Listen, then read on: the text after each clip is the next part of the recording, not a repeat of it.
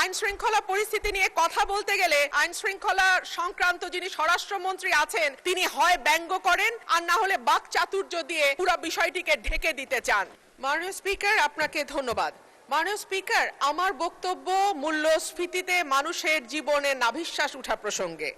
180 দিনের অগ্রাধিকার তালিকার মধ্যে এই সরকারের প্রথম 3টি কাজের একটি ছিল আইন শৃঙ্খলার উন্নতি, 2 নম্বরে ছিল দ্রব্যমূল্য নিয়ন্ত্রণ এবং 3 নম্বরে হলো জ্বালানি খাতের নিশ্চয়তা।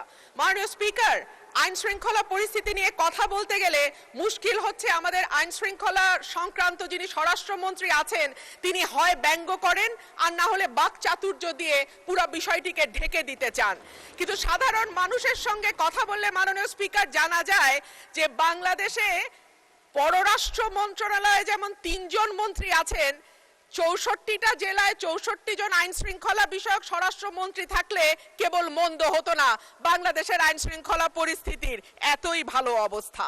আর মাননীয় স্পিকার, জ্বালানি নিয়ে আর কি বলবো, তেল আর গ্যাস আর বিদ্যুতের ব্যাপারে মানুষ বলে, দুষ্ট লোকে বলে, অবশ্য ভালো লোক না, টুকু আসে টুকু যায়, এই আসে এই যায়, কতক্ষণ থাকে তারা নাকি বুঝতে পারে না।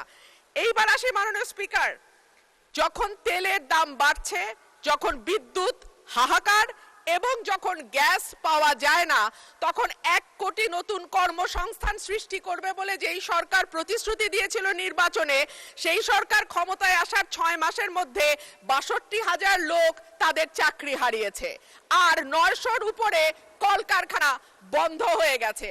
সো নতুন আর কর্মসংস্থান কি তৈরি হবে মাননীয় স্পিকার? যারা আছেন চাকরি করছেন তাদের চাকরি আর কতদিন থাকে আল্লাহ মাবুদে জানে। বাজারে যখন মানুষ যায় 80 টাকার নিচে কোনো সবজি নাই, ডিমের দাম কয়েক দফা বেড়েছে, চালের দাম, বিশেষ করে মিনিকেট যে চাল বলা হয় এটা নাকি খায় না, তারপরেও তো কেউ কেউ খায় মাননীয় স্পিকার, যখন দ্বিগুণ হয়ে যায় এবং যখন আমরা টিসিবির লাইন দেখি তখন